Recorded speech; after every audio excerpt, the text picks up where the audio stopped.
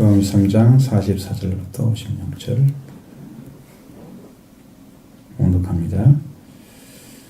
때가 제6시쯤 되어 해가 빛을 잃고 온 땅에 어둠이 임하여 제9시까지 계속하며 성소의 휘장이 한가운데가 찢어지더라.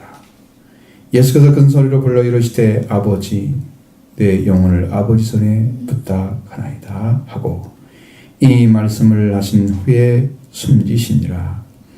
백부장이 그 된 일을 보고 하나님께 영광을 돌려 이르되 이 사람은 정녕 의인이었도다 하고 이를 구경하러 모인 무리도 그 된 일을 보고 다 가슴을 치며 돌아가고 예수를 아는 자들과 갈릴리로부터 따라온 자들도 다 멀리 서서 이 일을 보니라.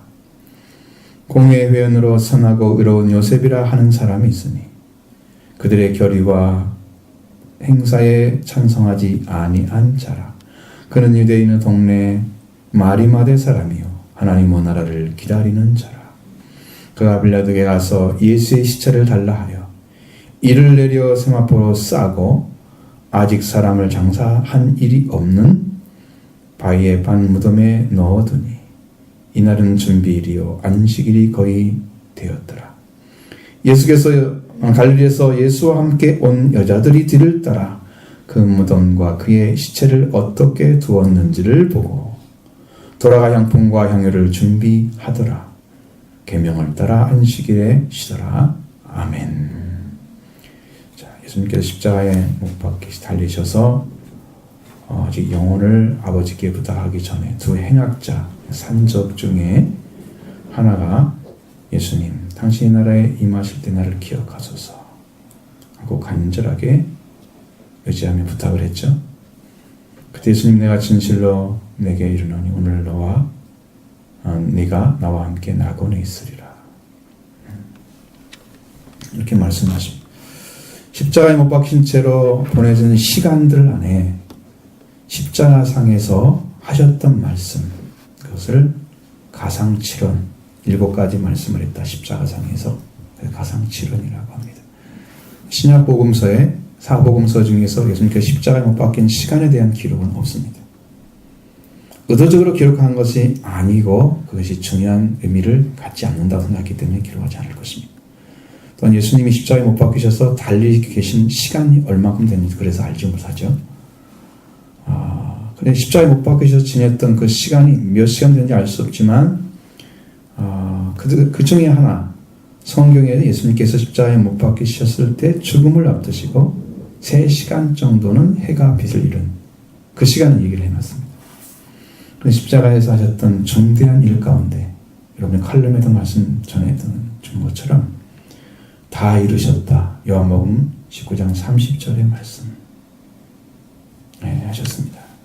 예수께서 신포도주를 받으신 후에 이루시되 다 이루었다 하시고 머리를 숙이시고 영원히 돌아가시니라. 아멘. 이 말씀 안에 들어있는데 예수님께서 다 이루신 일이 뭘까? 예수님께서 흘리신 보혈로 속죄가 이루어지는 일. 이게 다 이루는 거죠. 이 속죄의 유일한 방식은 지성소에 있는 법궤에 있는 속죄소에 속죄의 피가 뿌려짐으로 이루어집니다. 아주 중요한 일이에요. 이거 없이는 인류가 예수를 믿어봤자 소용없습니다. 피로 안 들어가면 용서가 안 돼요. 그래서 영으로 들어간 사람들은 다 망하지만 피로 들어간 사람은 망하지 않습니다. 많은 사람들이 성령 받았네, 은사 받았네, 능력 받았네 이러는데 제대로 된 복음을 전하지 못해요. 이 속죄가 이루어진 거기에 들어가야만이 보좌에 이룰 수 있기 때문에 거기에 들어간 사람만 완전한 복음을 전합니다. 다 거짓이에요. 영으로 들어간 사람은 엄청 삐뚤어지기 쉽습니다. 자기 중심적으로 깨달은 거 가지고 전부 하나님 말씀으로 다 착각하게 만들어 놓고 필요 없은 얘기죠. 이거 속죄소 잘 보셔야 돼요. 속죄소가 왜 중요하냐고. 속죄소는 힐라스테리온이라고 하는 단어를 사용하는데 여기는 머시트 시트라고 합니다. 머시 시트. 그러니까 자비의 자리. 자비의 자리입니다. 자, 성막에 보면 성소가 있고 지성소가 있죠. 그 지성소 안에 안치되어 있습니다. 그 언약궤가 있죠. 언약궤, 법궤, 증거궤, 여호와의 법궤 그렇게 다 써있는 똑같은 여호와의 궤 이런 말이 다 하나로 말하면 법궤를 얘기합니다. 그게 이제 이렇게 만들어진 것도 여러분 그 그림도 보셨죠? 1년에 한 번씩 대제사장이 이 지성소에 들어가서 자기의 죄를 위해서 씻고 그 다음에 이스라엘 죄를 위해서 속죄하는 장소를 속죄소라고 합니다. 순금제로 만들어져 있고 양 끝에 마주해서 날개를 편 한 쌍의 그룹이 서 있습니다. 이렇게 양쪽으로 이렇게 그 법궤 위에 서 있죠. 이 두 그룹 사이에서 야훼 하나님 보좌라고 하는데 그 보좌에서 하나님께서 사람을 만나는 장소라고 명해놨습니다. 거기서 말씀하시면 속죄가 이루어진 사람에게 음성이 들려오는 거예요. 속죄를 지나지 않으면 음성 들을 수가 없는 거죠. 속죄 받으시기 바랍니다. 그거 사모하시기 바랍니다. 꼭 받으셔야 됩니다. 그래서 거기서 속죄소라는 여기에서 1년에 1회 속죄일의 행사가 행해졌습니다. 레위기 16장을 보시면 참 많습니다. 헷갈리면 보셔야 돼요. 여러분 성경을 나중에 기록해놓고 보셔요. 속죄소가 어떻게 속죄가 이루어지는지는 정확하게는 이해할 수 없지만 성경을 보면서 그래도 짐작을 할 수 있잖아요. 아 이렇게 하는 거구나. 그리고 이건 예수 그리스도의 속죄 상징으로서 지금 계속 행했던 거예요. 율법적으로. 근데 십자가, 그리스도의 십자가의 보혈로에 의해서 속죄소가 완성되어져서 속죄가 완성되는 모습을 히브리서 9장 1절로 12절에 기록해놨습니다. 이 두 성경을 여러분 써놓고 있다가 나중에 읽어보시기 바랍니다. 거기에 이제 한 구절만 제가 소개를 해드리고 하겠습니다. 히브리서 9장 11절로 12절. 그리스도가 장래에 좋은 일의 대제사장으로 오사 손으로 짓지 아니한 곧 이 창조에 속하지 아니한 더 크고 온전한 장막으로 말미암아 염소와 송아지 피로 아니하고 오직 자기 피로 영원한 속죄를 이루사 단번에 성소에 들어가셨느니라. 자, 여기에 염소, 송아지 이런 것들은 다 율법의 제사의 제물에 속한 것들입니다. 근데 어린 양은 뺐죠? 왜? 어린 양은 맨 처음에 출애굽기 12장에서 예수 그리스도가 유월절을 이루는 어린 양으로 상징되어 있기 때문에 양은 뺀 거예요. 그러면 그 양이 예수님을 가리키는 상징하는 것이기 때문에 뺐고요. 양과 염소와 송아지 피로 아니하고 자기 피, 이 어린 양의 피죠. 이 피로 영원한 속죄를 이루셨다. 그래서 어디에 들어갔어요? 단번에 성소에 들어갔던데 여기 성소라고 하는 그것이 성소가 아니라 지성소를 의미하고 있습니다. 하기오스라고 그래서 성소라고 번역하기도 하고 지성소라고 번역하기도 하고 지성소라고 번역해야 딱 맞는 말입니다. 그냥 성소만 들어가면 피를 필요가 없습니다. 거기까지는. 어디 들어가야 돼요? 지성소에 들어가서 법궤 이에 있는 속죄소에 들어가기 위해서만 속죄 피가 필요한 거예요. 응? 그래서 그전엔 예수님이 이루어주신 그냥 예수님이 돌아가신 것으로 다 갈 수 있습니다. 그러나 속죄소 안에 들어가서 보좌에 이르는 것은 꼭 예수님의 피를 가지고 가야 됩니다. 그냥 그에 의지해서 안 되고 그건 피가 있어야 됩니다. 예수님 속죄가. 물론 예수님 속죄 피 받는 사람 다 받아주죠. 십자가에서 흘리신 피로 말미암아 예수님은 영원한 속죄를 이루시고 그 완성된 일이 곧 인류를 위해서 예수님 흘리신 피로 이루어진 거예요. 이건 다 이루었다는 거죠. 이것이. 그뿐만 아니라 부활도 이루어졌고 오순절 강도 이루어졌고 마지막 초막들도 남아있지만 이루어질 것입니다. 예수님이 오시면 다 이루어질 것입니다. 이 속죄소로 번역되어 있는 히브리어가 카포레스라고 하는 거죠. 그래서 속했다. 속했다는 말 안에 카파르라는 단어를 사용하는데요. 동사로 카파르는 명사로서 카파르에서 온 명사가 카포레스인데 이게 무슨 뜻이냐면 속죄소란 말은 죄를 덮는 것 이런 의미입니다. 속죄소는 죄를 덮는 거예요. 물론 성경에는 씻어준다는 말 쓰잖아요. 근데 원칙적으로는 덮는다고 해야 맞아요. 안 보이게 만들어버리는 거예요. 죄가 없는 게 아니에요. 주님이 우리가 죄가 있어서 죄를 못 보게 해서 죄를 없이 해주기 때문에 우리가 죄인이 안 되는 거예요. 우리가 죄 없는 죄인이 아니고 죄 있는 죄인이에요. 그래서 이 구약에 써 있는 이 말씀이 속죄수가 아주 중요한, 그 속죄수에 들어가려고 하면 죄를 동물 희생에 의해서 피를 가지고 죄를 덮는 일을 하도록 출애굽기, 레위기, 특기레기 16장에 아주 잘 말씀드렸죠. 거기에 다 기록해 놨습니다. 그리고 히브리어 원사는 할라스테리온이라고 말씀드렸죠. 앞에서 예수의 속죄를 나타내는 아주 중요한 단어입니다. 로마서 3장 25절이나 히브리서 9장 5절에 있는 단어. 속죄라고 하는 것은 매우 중대하고 중요한 일을 예수님께서 이루시고 이제 죽으시는 거죠. 그게 다 이루어진 상태를 말하는 건데, 자, 예수님께 십자가 달리셔서 계실 때에 제 60쯤 되어서 해가 빛을 잃고 성소의 휘장이 한가운데가 찢어졌습니다. 자, 44절, 45절을 읽어보겠습니다. 때가 제 60쯤 되어 해가 빛을 잃고 온 땅에 어둠이 임하여 제 90까지 계속하며 성소의 휘장의 한가운데가 찢어지더라. 아멘. 자, 십자가 상에서 매달리신 채로 계신 예수님, 이미 6시쯤 되어서 즈음에 해가 빛을 잃었고 온 땅에 어둠이 임했다. 그것이 9시까지 계속되었다. 그런 동안에 성소의 휘장이 한가운데가 찢어졌다. 자, 이 6시를 가리키는 헥토스라는 단어는 정오를 말하고 있습니다. 우리 시간으로 정오. 해가 빛을 잃을 이유가 없잖아요. 정오면 해가 가장 가운데 있다는 뜻입니다. 그러니까 가장 밝은 시간에 해가 사라진 거예요.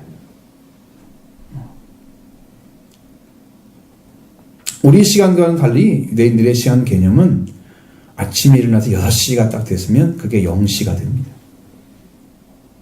6시가 되면 그게 12시가 됩니다. 우리 시간으로. 그럼 태양은, 잘 보시면 태양은 뭐 어때요?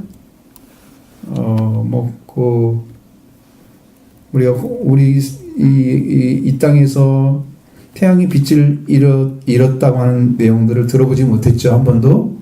여호수아 때가 멈췄다는 얘기는 했지만, 그리고 흑암 3일 동안 빛을 잃게 하는 그 재앙이 있었죠. 출애굽하기 전에 그런 것은 나타납니다. 그렇죠? 그건 하나님께서 그 지방만 그렇게 안 보이게 한 거지 세계적인 것이 아니에요. 여기는 이거 볼 때는 이건 세계적인 거예요.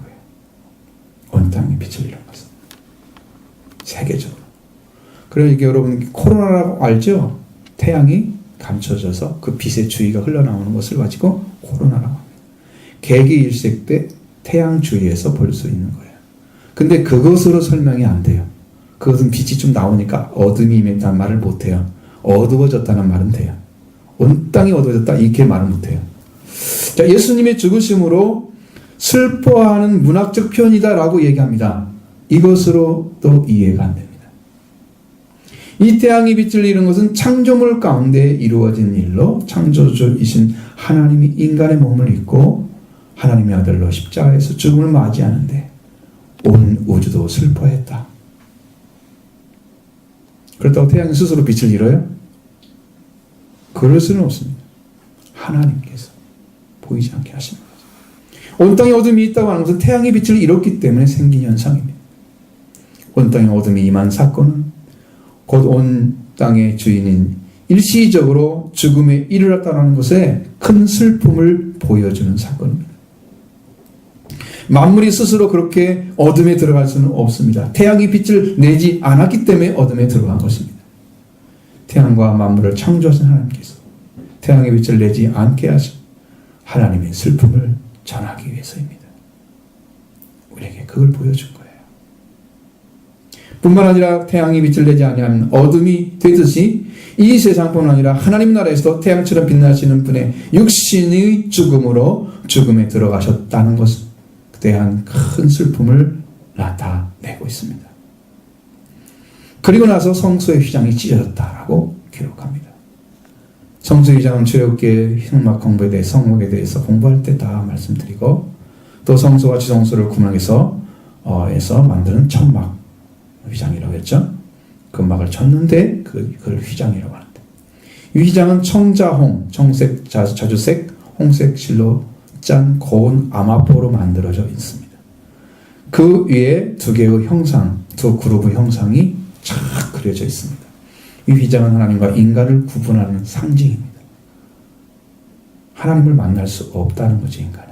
그래서 쳐놓은 것이 바로 휘장인데 이 안쪽 휘장은 제사의식에서 아주 중요합니다. 그 안쪽의 휘장, 그러니까 지성소 앞에 있는 휘장, 그것은 지성소를 가리기 위해서 채워진 거고요. 대제사장만이 속죄일에 그 휘장을 통과할 수 있습니다. 대제사장이 1년에 단 한 번 속죄일에 하나님의 면전에서 속죄의 피를 드리기 위해서 들어갑니다. 그리고 예수 그리스도께서 십자가에 못 박혀 정오서부터 오후 3시까지 태양이 빛을 잃고 온 땅에 어둠 내렸고 그때 휘장의 한가운데가 찢어지더라. 예수 그리스도께서 대장이 되셔서 자기 피를 가지고 성수의 휘장에 나가서 지성소에 들어가셨다. 근데 제가 성소에 들어가는 분이 어떤 것일까라고, 지성소에 들어가는 분이 어떤 것일까라고 봤는데, 지성소에 들어가는 문을 보이지 않기 위해서 휘장을 치는 거예요. 들어가는 문이 있어요. 만들어 놨는데 거기에 들어가는 문을 보지도 못하고 열지도 못하게 하기 위해서 휘장을 딱 쳐놓은 거예요. 그 휘장이 열어져야 그걸 문 열고 들어갈 수 있어요. 그 예수님께서 아버지 보좌에 이르는 길을 휘장이 찢어지게 함으로써 들어가게 된 거죠. 그게 휘장이 찢어진 축복이에요. 하나님과 인간을 구분해서 절대 못 들어와! 이렇게 막은 곳입니다. 근데 예수님의 죽음을 통해서 그 문이 열려진 거예요. 휘장지었다는 놀라운 축복입니다. 이것을 여러분이 말씀드리려고 해요. 아주 중대한 일이지만 잘 들으시면 복되게 은혜 받을 줄로 믿습니다. 예수 그리스도는 대제사장이 되셔서 자기 피를 가지고 성소 휘장을 지나서 지성소에 들어가셨습니다.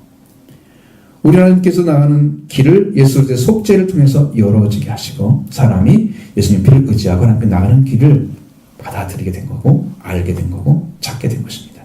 히브리서 10장 19절로 20절 이 말씀도 여러분에게 아주 중요한, 오늘 이 말씀, 본문의 말씀은 아주 중요한 관계가 맺어져 있습니다. 그 말씀을 이해를 하면 여기가 다 풀어집니다. 20절, 19절, 20절 같이 보면 찾았으면 같이 보겠습니다. 그러므로 형제들아 우리가 예수의 피를 힘입어 성소에 들어갈 담력을 얻는다니 그 길은 우리를 위하여 휘장 가운데로 열어놓으신 새롭고 산 길이요 휘장은 저의 육체니라. 아멘. 예수님의 피를 통해서 힘입어서 성소에 들어갈 담력을 얻는다 그랬죠. 여기에서 성소는 이것도 마찬가지로 지성소를 가리킨다는 겁니다. 성소로 피를 가지고 들어가지 않나 말씀드렸죠. 지성소에 들어가서 거기 지성소에 속죄판 위에 피가 뿌려져야 속죄가 이루어지는 거예요. 지성소에 안 들어가려면 피가 안 뿌려지죠. 거기는 뭐가 있어요? 성소에는 세 가지가 있잖아요. 떡상. 그렇죠.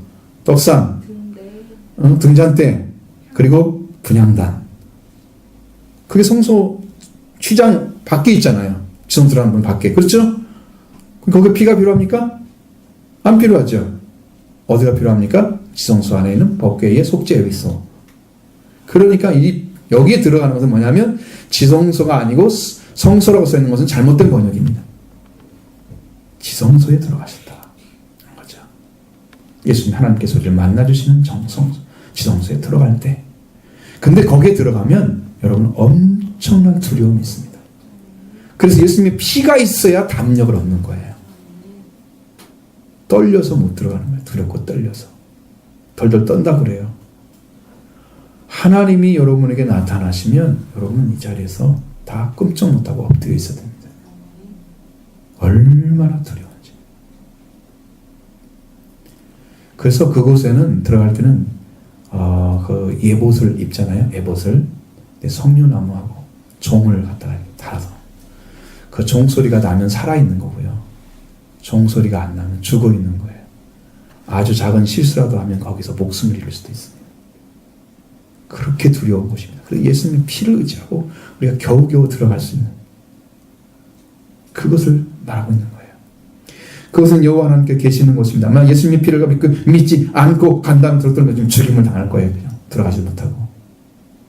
예수님의 피를 의지해서 지성소에 계신 하나님을 만나게 되는 거죠. 속죄를 하시기 때문에. 속죄를 이룬 자만이 하나님을 알 수 있습니다. 이 예수님이 흘리신 피로 우리의 죄를 속해 주셔서 용서를 받았기 때문에 예수님의 피를 의지해서 지성소에 들어갈 담력을 얻었는데 그 지성소를 어떻게 열어놨냐? 지성소에 들어가는 길이 우리를 위해서 휘장 가운데로 열어 놓으셨다 그랬죠? 그리고 새롭고 산 길이라고 그랬어요. 한 번도 열어지지 않은 길입니다. 한 번도 열 수가 없는 길이었습니다. 그래서 새롭고 산 길이에요.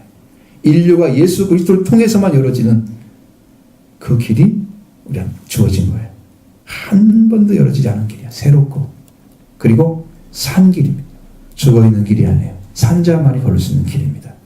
그 길이 열어진 거예요. 자, 성소의 휘장에는 3개가 있다고 말합니다. 성전에 들어가기 전에 울타리에 있는 천막, 그걸 휘장이라고 얘기하거든요. 두 번째 휘장은 성소에 들어가는 문에 설치되어 있는 휘장. 세 번째 휘장은 지성소에 들어가는데 문에 설치되어 있는 휘장. 여기 오늘 말하는 휘장은 지성소에 설치된 휘장. 앞에서 말씀드렸죠? 왜 계속 반복하느냐? 그러면 여러분들이 이해하게 하기 위해서. 이거 한 번에 쓱 지나가면 이게 뭐지? 그거 싹 끝나요. 계속 반복하는 거지. 어쩔 수 없는 상황이지만 우리가 알아야 하기 때문에 말씀. 근데 여기서 예수 그리스도의 육체가 휘장이라고 말하고 있잖아요. 히브리서 10장 12절 12절 그렇죠? 육체 11절 12절에 보면 그의 육체는 휘장은 그의 육체니라. 그렇죠? 자, 예수님의 육체가 휘장이래. 그럼 예수님의 육체의 죽음과 휘장이 한가운데 찢어지는 게 동일시되고 있다는 거죠. 예수님이 죽으실 때 휘장이 어떻게 됐어요? 한가운데가 찢어져서 그 문을 열고 들어갈 수 있도록 열어놓은 거예요. 하나님을 만나는 길이 열어놨어요. 거기에 뭐가 필요하다? 들어갈 때 예수님의 피가 필요하다. 피를 안 믿고는 보좌 이룰 수가 없습니다. 성령으로 되는 게 아니에요. 성령은 피로 들어간 사람이 충만하게 받아서 권능을 입는 거예요. 그때 필요한 것이죠. 이 피를 받은 사람이 이제 성령 역사가 일어나요. 그러면 이제 성경도 알게 되고 믿게 되고 은혜도 받게 되고 막 이런 길이 열어져. 그러니까 이게 진짜 풍성해지는 거예요. 응? 생명을 또 얻게 되고 이게 풍성한 거예요. 여기 속죄가 안 된 사람들은 성령으로 들어가는 건 다 가짜입니다. 그렇게 하면요 나중에 다 버림받습니다. 그때는 쓰임받지만 나중엔 버림받습니다. 그게 위험하기 때문에 바울도 맨날 죽었어요. 내려놓고. 자, 예수님의 피를 믿음으로 하나님 보좌에 이르겠다. 그래서 속죄를 받은 자들이 하나님의 보좌에 이른 사람들의 모습을 계시록 14장에 나와 있습니다. 놀라우게도 거기에 3절에 보면 저희가 보좌와 내 성물 장로들 앞에서 새 노래를 부르는 땅에서 구속함을 얻은 14만 4천 밖에는 이 노래를 능히 보일 자가 없더라. 부를 자가 없더라. 배울 자가 없더라. 노래를 못 배운대요. 구속함을 받은 땅에서. 자, 구속함을 받은 14만 4천인 밖에는 이 노래를 배울 자가 없었다.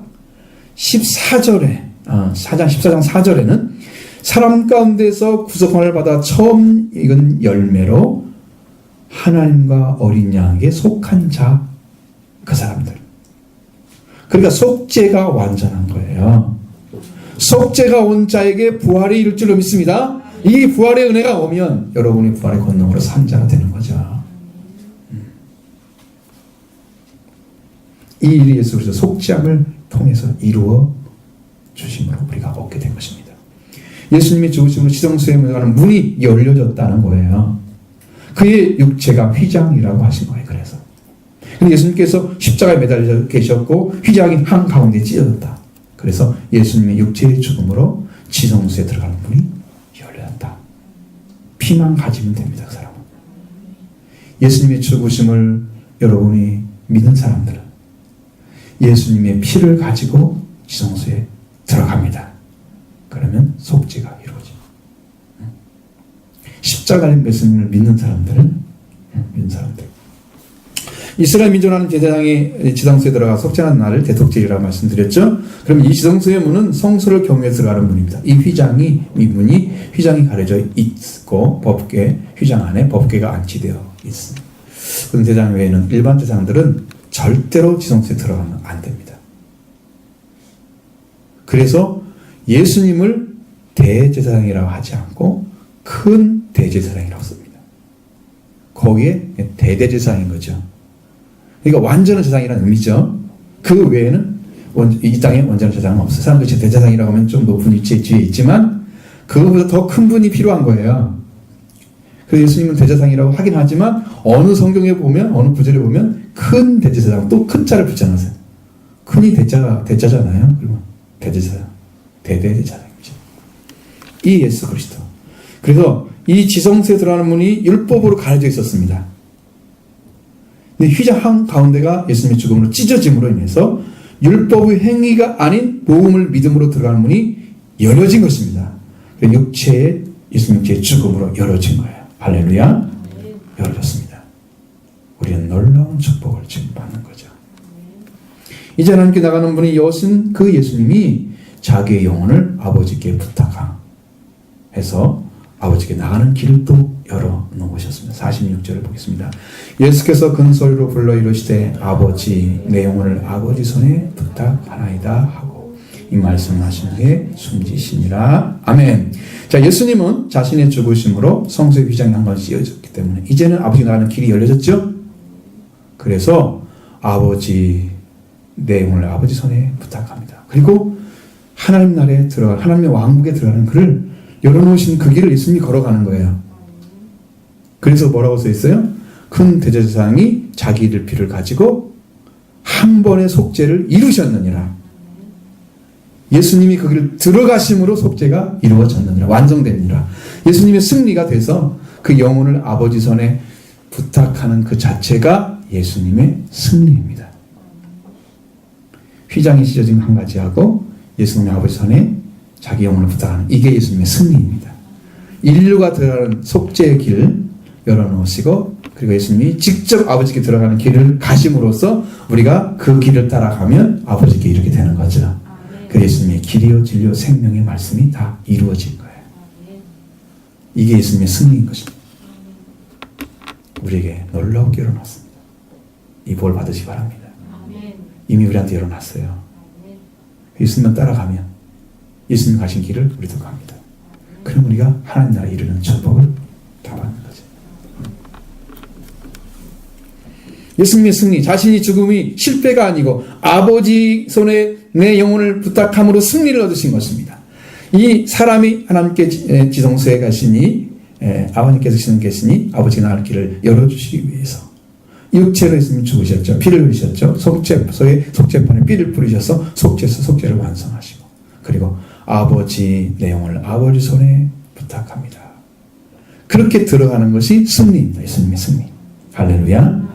예수님의 승리입니다. 이게 한 번 들어서 모를 거예요. 여러 번 들어보셔야 됩니다.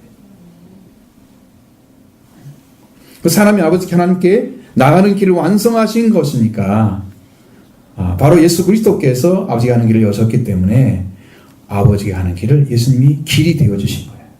우리를 그 믿음으로 아버지가 가는 길이 우리한테 열려졌습니다. 할렐루야. 이것이 예수님이 내가 길이요 곧 길이요 진리요 생명이라는 말씀 나로 말하지 않고는 아버지께 갈 자가 없다. 이 예수님이 가셨잖아요. 그렇게 들어가는 길을 우리도 걷게 하시는 거죠. 이게 예수님이 열어놓으신 길입니다. 자, 그 다음에 백부장이 예수님이 십자가 돌아가신 것을 지켜보고 있었죠. 그리고 그 돌아가심을 통해서 신앙 고백을 하고 있습니다. 자, 47절로 49절을 보겠습니다. 백부장이 그 된 일을 보고 하나님께 영광을 돌려 이르되 이 사람은 정녕 의인이었도다 하고 이를 구경하러 모인 무리도 그 된 일을 보고 다 가슴을 치며 돌아가고 예수를 아는 자들과 인들서 따라온 여자들도 다 멀리 서서 이를 보니라. 아멘. 이 로마의 백부장은 군대 100명을 이끄는 일대 대장입니다. 근데 대개 50에서 100명을 이끄는 사람들이었대요.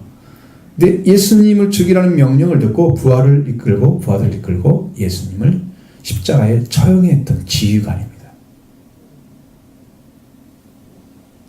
자기가 죽인 사람을 보고 저가 의인이라고, 마태복음에는 저게 하나님의 아들이라고 어떻게 고백합니까? 예수님은 죽으시면까지 하나님의 아들로 죽으신 거예요. 왕으로 죽으신 거예요. 비겁하게 죽지 않으셨습니다. 예수님의 당당한 모습, 그는 다 지켜봤습니다. 죽음이 그를 구원했습니다. 신앙을 고백하게 만들었습니다. 그 예수님께서 죽으시는 장면을 봤잖아요. 그리고 자기가 못 박는 자를 위해서 용서해 달라고 하는, 알지 못해서 하고 있다는 그 모습을 봤죠. 못 박는 자를 위해서 용서해 달라고 하는 그 모습, 두 행악자들과 그 대화를 통해서 그를 낙원에 있겠다고 하신 모습도 봤고, 태양이 빛을 잃고 온 땅에 어둠이 임하는 3시간을 봤어요. 그 사람이. 자, 이 정황을 다 보고 나서 그는 하나님께 영광을 돌립니다. 이 사람은 정령, 언어로 보니까 확실이란 말입니다. 이 사람은 확실히 의인이었다 고백했습니다. 두 행악자 중에 한 사람도 역시 예수님 행하시면 의롭지 않은 일이 없느니라, 그 의를 의지하고 예수님께 하기를 부탁했잖아요. 예수님의 의로만 들어가는 거예요. 자기 의로는 못 들어가는 거예요. 예수님의 의를 인정하면 여러분도 믿음으로 세워질 줄로 믿습니다. 여러분이 부탁하면 주님이 열어주시는 거예요. 내가 아무리 잘해봤자 천국에 이룰 수 있는 어떤 길도 못 찾아냅니다. 속죄가 어떻게 이루어져요, 인간이.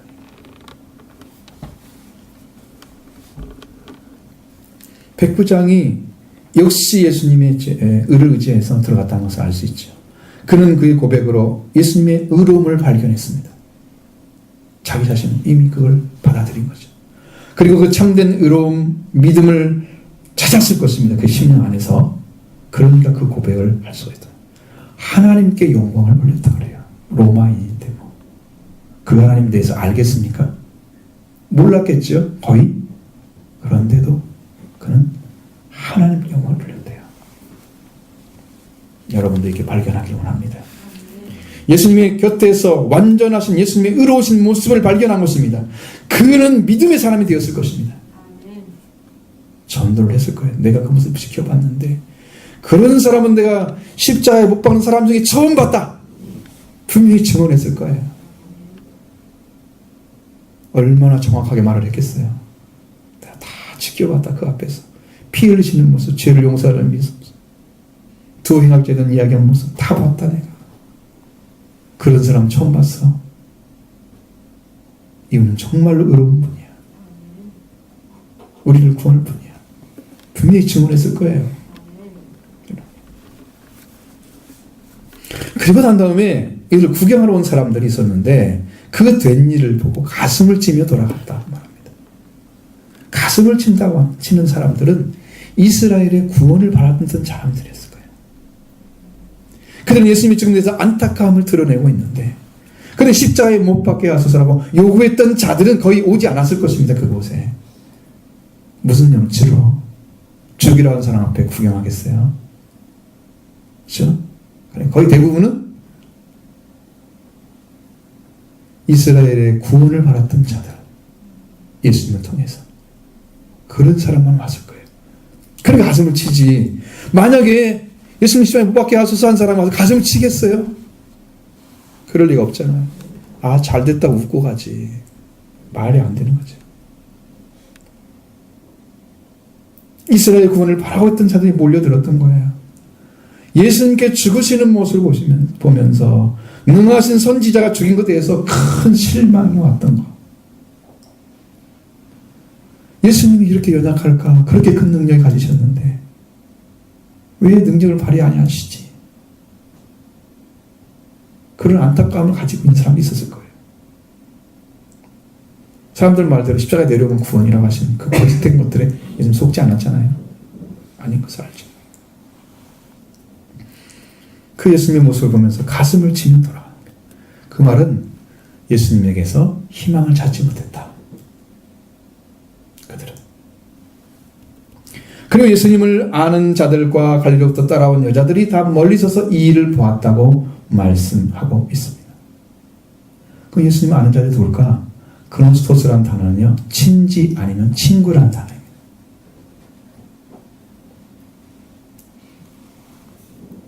그러니까 예수님을 아는 사람들, 예수님의 친척들도 있었을 것입니다. 거기. 친구라고 하는 것은 좀 사귐이 있는, 예수님과 깊은 사귐은 아니더라도 예수님을 알고 있는 사람, 잘 알고 있는 사람. 그래서 그를 몽둥들여서 그냥 아는 자들, 이렇게. 예수님을 아는 사람들. 그리고 갈릴리로 따라온 여자들이 있었습니다. 그 사람들이 누구냐? 누가복음 8장 2절로 3절에 그 여자들에 대한 얘기가 나옵니다. 또한 악기를 쫓아내심과 병고침을 받은 어떤 여자들. 분이 복수예요. 악기도 쫓아낸 사람이 있고요. 병도 고친 사람이 있다 이 말이죠. 곧 7 귀신이 나간 자 막달라인이라 하는 마리아와 또 헤롯의 청지기 구사의 아내 요한나와 수산나와 또 다른 수산나와 다른 여러 여자가 함께하여 자기들의 소유로 저희를 섬기더라. 여러분, 자기의 소유로 섬겼다고 하는 것입니다. 마태복음 27장 55절로 56절에 보면 예수를 섬기며 갈릴리로부터 쫓아온 많은 여자가 거기 있어 멀리서 바라보고 있으니 그 중에 막달라 마리아와 또 야고보와 요세보 어머니 마리아와 세베대의 아들들의 어머니도 있더라. 이렇게 기록하고 있습니다. 그래서 공통점은 딱 한 가지밖에 없습니다. 막달라 사람 마리아. 이들은 자기 소유로 예수님을 섬겼던 자들입니다. 이런 사람도 예수님을 멀리서 바라보고 다 멀리서 이를 목도하고 있었다. 이 사람들도 희망을 찾지 못한 자들이었습니다. 예수님의 부활을 바라보지 못했다는 거죠. 그때의 공회의 은으로서 한 사람이 있었습니다. 그는 의로운 요셉이었다. 자, 50절로 51절 보겠습니다. 공회의 은으로서 선하고 의로운 요셉이라 하는 사람이 있으니 그들의 결의와 행사에 찬성하지 아니하는 자라. 그는 유대인의 동네 아리마대 사람이요 하나님의 나라를 기다리는 자라. 공회의 의원인데 소속이 어디인지에서 말하고 있지 않습니다. 아리마대 요셉, 그러니까 이 사람이 바리새인일 가능성이 높죠. 네, 그런 얘기를 안 하죠. 여기서는 보통 6월절 양을 잡는 시간이 3시에서 5시 사이였다고 합니다. 다음날 안식이 되기 때문에 6시까지는 먹어야 돼요. 고기를. 안식일은 그거 삼을 수가 없잖아요. 불을 켜면 안 되잖아요. 안식일은 불을 없애라고 성경에 써있죠. 그러니까 6시 안에 다 먹어야 돼. 양을. 요셉은 아리마대 사람이었는데 그는 공회에 속한 사람이었다. 사내들인에 속한 사람이었다. 그리고 예수님을 죽이려고 하는 것에 반대하고 대전과 서기관들이 예수님을 죽이려는 행사에도 반대했던 사람이었다. 그리고 하나님의 나라를 기다리는 자였다. 여러분 마음에 하나님의 나라를 사모하고 있었다는 거죠. 하나님의 왕국에 대한 소망이 있는 사람이었어요. 일반 사람들은 이걸 가지 않죠. 근데 그는 상당히 힘을 가지고 있는 자인 것이 분명한 게 빌라도한테 가서 당당하게 예수의 십체를 내달라 이야기했습니다. 당당하죠. 자, 52절로 54절을 보겠습니다. 그가 빌라도에게 가서 예수의 십체를 달라 하여 이를 내려 세마포로 싸고 아직 사람을 장사한 일이 없는 아이의 반 무덤에 넣어두니 이날은 주일이요 안식일이 거의 다 되었더라. 아멘. 자, 이렇게 빌라도에게 가서 시체를 내달라고 했는데 그 다음에 예수님을 십자가에 내렸다고 기록하고 있습니다. 요셉이 빌라도에게 예수님 시체를 요구할 때는 그때까지도 예수님의 시체는 십자가에 매달려 있었다는 거죠. 그래서 53절에 이를 내려 라고 써있죠. 십체를 십자가에서 내렸다는 얘기예요. 그걸 보여주고 있습니다. 그리고 세마포로 쌌다 합니다. 당시 로마인들은 십자가총을 받은 자들은 매장하지 않았습니다. 개들과 새들의 밥이 되게 하기 위해서 방치해버렸습니다. 그리고 신이 저절로 떨어지겠죠? 십자가에서. 그러니까 이제 그 뼈들이나 많이 있잖아요. 그래서 해골의 곳이라고 말하는, 뼈들이 늘 즐비하게 있는 곳이죠. 골고다. 해골의 곳. 해골이 있는, 가서 차 있는. 그렇게 그냥 매장을 안 하고 내방쳐 두는 게 로마의 방법이었습니다. 죄인들을 장사할 이유가 없다는 거죠. 버려버리는 거죠. 근데 유대인의 법은 죽을 죄를 지어서 사형할 죄인일지라도 나무에 매단 후에 당일에 죽었으면 당일에 장사하도록 그렇게 성경에 명령해 놓은 거예요.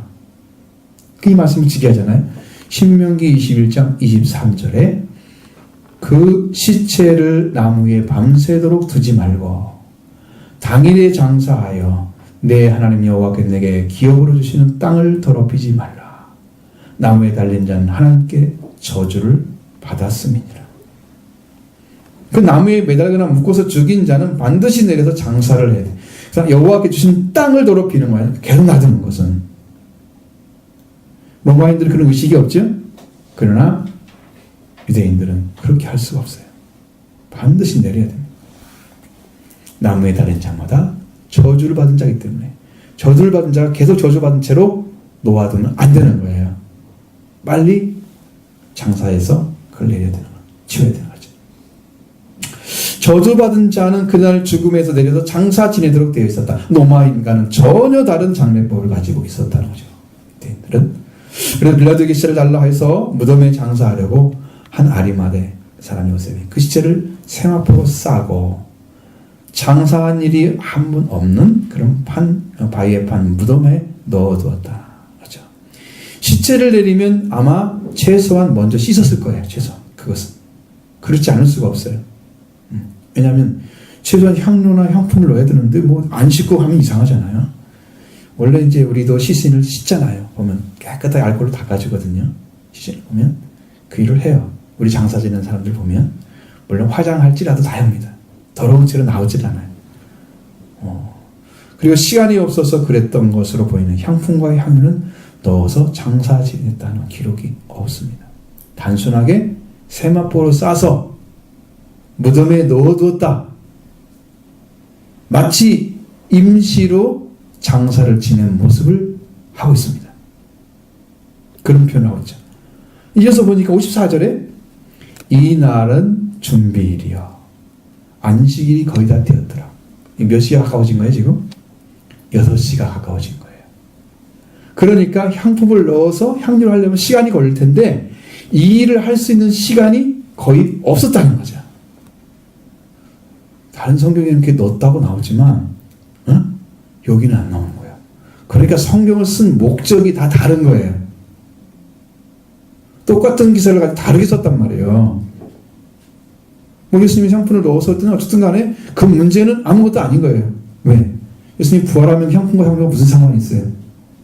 그죠? 죽은 시체에만 상관이 있는 거예요. 계속 죽어있는 사람한테는 상관이 있는 거고 그렇지 않은 사람은 상관이 없는 거예요. 그러니까 그걸 상료를 썼든지 않으면 아무 상관이 없는 거지. 예수님이 죽음에 대해서. 부활하시기 때문에.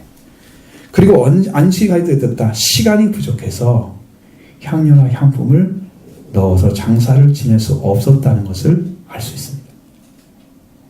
준비일의 개념은 뭐냐면 안식일이나 절기를 준비하는 그런 전날의 시간들을 얘기하는 거예요. 그날 되게 하루 전. 그러니까 그 다음날 밤부터 시작해서 전날 밤부터 시작해서 그날 6시 전까지가 준비일이에요. 그날에 지금 준비하는 시간 안에. 그래서 시간이 거의 다 됐다. 6시간 가까워졌다. 그렇기 때문에 지금 여기도 뭘 해야 돼요? 지금 6월절이잖아요. 그 다음 날이 6월절이면서 그 다음에 뭔 날이에요? 안식일이잖아요. 그러니까 그걸 할 수가 없죠. 그 6월절에 예수님을 그게 죽게 만들었어요. 6월절 딱 그날. 그 예수님이 6월절 양이 구약에 말씀하신 것처럼 신약에서 이루어졌다는 거예요. 그들이 잡았던 시간도 거의 비슷해. 돌아가신 시간도. 그러니까 성경은 이미 어린 양으로 돌아가신 것이 정확하게 그날과 똑같이 맞았기 때문에 여기 향유를 넣느냐 아닌 것은 별로 중요하지 않아요. 그러니까 이것을 이제 누가 보고 있었냐 그러면 여자들이 봤잖아요. 장사도 제대로 지내지 못하고 우리 예수님을 세마포로 싸서 무덤에 넣었어 라고 생각하겠죠. 그래서 예수님 장사하는 일이 없는 그 무덤에 넣어두었긴 했지만 그 여자들의 생각에는 그렇지 않았어요. 왜? 자기 소유로 섬기던 사람들이잖아요. 그에 따라온 여자들이 시체를 그들을 뒤따라가서 시체를 어디 두었는지를 봤다라고 써 있습니다. 자, 그러면 그 뭐 때문에 그랬을까? 56절에 보면 돌아가 향품과 향유를 준비하더라. 이 말은 뭔 말이에요? 그걸 넣어서 다시 장사해야지. 안식일은 안 되니까 안 쉬고 다음날 해야지 이 생각이잖아요. 그거죠. 성경은 지금 그렇게 연결시켜주고 있습니다. 진정한 장사 지능이 뭘까? 여러분, 향품이라는 것은요 아로마 향을 말합니다. 아로마 향 아시죠? 현재도 쓰죠? 향유는 미론이라고 합니다. 이거 잘 모르죠. 동물성 지방이 아니고 향료가 섞인 식물성 지방인 향유, 연고라고도 하고 아니면 고약이라고 합니다. 옛날부터 사용한 거예요. 이건 이 이집트 시대에 주전 3000년경부터 썼는데 몸에 기름을 바르고 그 관습은 바르는 관습은 후에도 종종 사치로 행해지긴 했지만 남방 민족들에게는 필수적인 것이었을 것으로 보여집니다. 그게 그래서 이스라엘 민족도 그걸 하는 거예요. 향유나 약이나 양부제로 사용했던 향유는 약이나 방부제로 사용했던 것입니다. 방부학이 그래서 방부제로 사용하는 거고 향품은 향기가 나도록 하는 거고 향이잖아요. 그 향을 나가고 그다음에 방부하기 위해서 이제 향유를 쓰는 거죠. 갈릴리에서 따라온 여자들이 이 비싼 향유를 준비했다고 하는 거예요.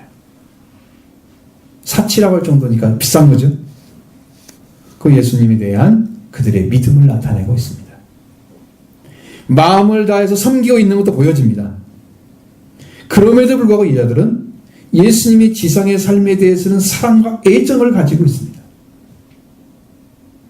예수님의 십자가, 속죄와 부활에 대한 믿음은 아직 알지 못하고 있었던 거죠. 그런 믿음이에요. 그런 믿음. 그래서 자신이 원하는 대로 섬기기 위해서 향품과 향유를 준비했다. 예수님께서 우리에게 하시는 말씀들은 하나님을 섬기는 일이 뭐냐? 예수님이 시신에다가 향료, 향품을 넣으라는 목적이 아니고 하나님이 보내신 자를 믿는 일을 잘해라.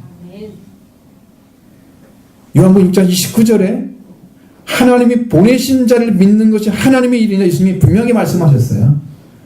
그를 믿는 거지 그를 받들어서 뭐 시신이 그러니까 어떻게 하고 이게 목적이 아니에요. 많은 사람들은 그것을 함으로써 나는 예수님을 다 섬겼다라고 얘기합니다. 이건 제대로 우리도 준비하지. 우리도 예수님 시선에 준비하지. 그렇게 말을 할 것입니다. 그렇다고 예수님 부활하지 않습니까? 향유 향품 안 넣었다고? 그렇게 장사 지냈다고?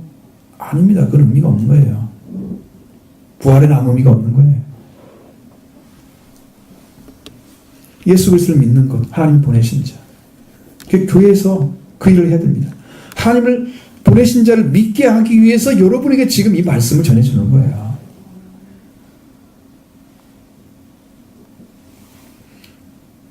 그 하나님께서 보내신 자를 믿게 하기 위해서 하는 그러한 믿음을 주기 위해서 과정들 있잖아요. 그렇게 하겠죠? 준비하는 과정을 그렇게 하겠죠? 말씀을 전하거나 기도를 하게 하거나 예배를 드리게 하거나 하잖아요. 찬송을 하게 하거나 다 이런 것이 이제 과정이란 말이에요. 그럼 결과가 와야 될 거 아니에요. 열매가. 하나님 보내신 예수를 믿는 결과가 만들어지면 열매가 맺어진 거예요. 예수님이 지금 시신 따라가는 게 아니고 예수님의 부활을 따라가야죠. 예수님의 시체를 가지고 향료와 향료를 준비하고 향품을 준비하는 것도 좋은 것 같지요. 좋은 것이죠. 그러나 그를 믿고 예수님이 그래서 우리에게 주시는 그 놀라운 은혜를 사모하고 그것을 필요로 하는 사람이 더 중요한 것입니다. 더 잘한 것입니다. 그게 믿음이에요. 시신 따라가지 마시고 부활을 따라가기 바랍니다. 부활을 믿으시기 바랍니다. 이 은혜를 사모하시기 바랍니다. 할렐루야. 이게 정말 중요한 문제예요. 그리고 또 계명에 준수하는 자들이었다. 말씀합니다. 계명을 따라 안식일에 쉬더라. 십계명에 명령하신 말씀입니다. 아주 중요한 거죠. 그 당시에 안식일을 기억하여 거룩하게 지키라. 출애굽기 20장 18절의 말씀에서 그 말씀. 예수께서 부활하신 후에는 안식일이 주일로 바뀝니다. 안식일은 그냥 쉬는 거죠. 예수님도 그냥 누워 계셨습니다. 시체는 영혼은 그렇지 않죠. 이번 주 수요일에 말씀을 배울 거예요. 거기에 대해서. 그래서 3장에 나오는 말씀이에요. 3장 13절 이하에 쭉 말씀을 배우면 그게 왜 그런지 알 수 있습니다.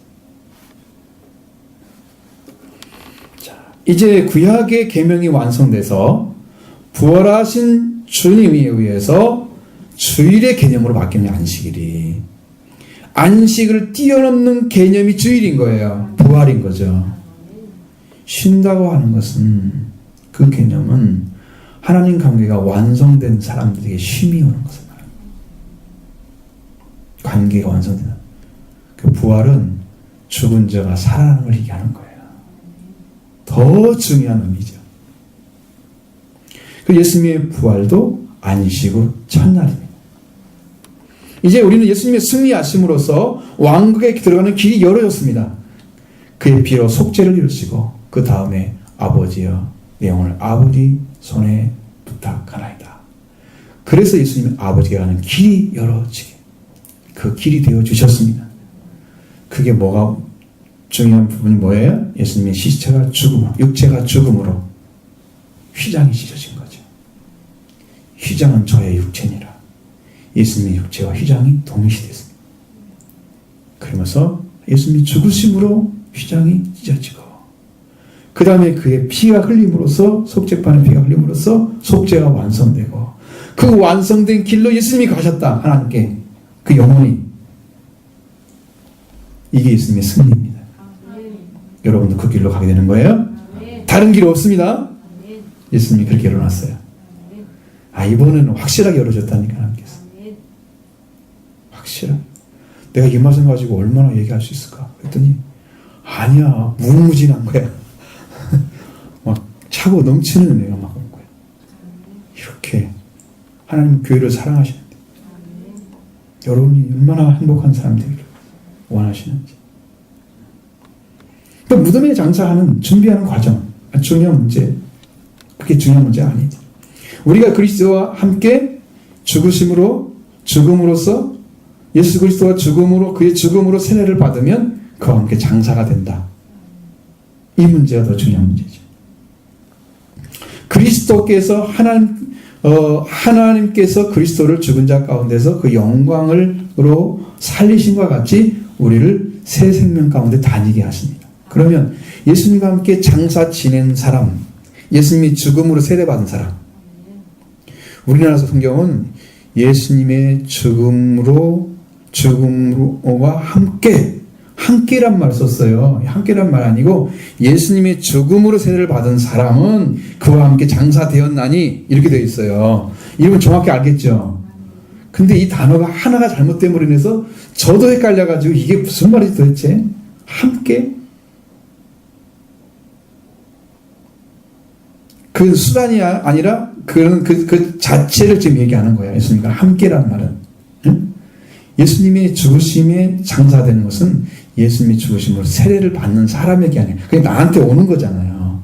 함께 가는 게 아니고 나한테 오는 거 이미 다 이루어졌는데 그 죽음이 장사가 됐는데 그 장사가 나를 장사하는 거야. 다시 예수님과 함께 장사되는 거죠. 그러니까 예수님의 죽음으로 세례를 받아야 그 일이 이루어진다 그 말이죠. 죽음과 함께 간다는 말보다도 그 죽음으로 이루어진다는 말이 더 정확한 말이거든요. 그렇게 정사돼서 여러분이 죽으면 하나님께서 예수님을 그리스도가 죽은 자 가운데 그 하나님의 영광으로 살리신 것처럼 여러분은 새 생명 가운데 행하게 하시는 거예요. 그 축복을 죽음을 통해서 이루어지시는 거예요. 이게 더 중요하죠. 향품과 제가 예수님이 시신 따라하는 게 중요하지 않죠. 예수님 우리한테 그 말씀을 주시는 거예요.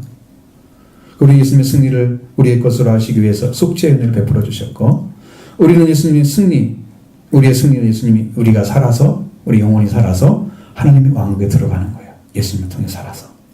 그래서 예수님의 승리는 영혼을 앞서 부탁하는 것처럼 승리하는 모든 죄인들이 그것으로 인해서 그 예수님께 들어가신 은혜로 인해서 우리도 그 길로 들어가면 우리도 승리를 얻은 자인 줄로 믿습니다.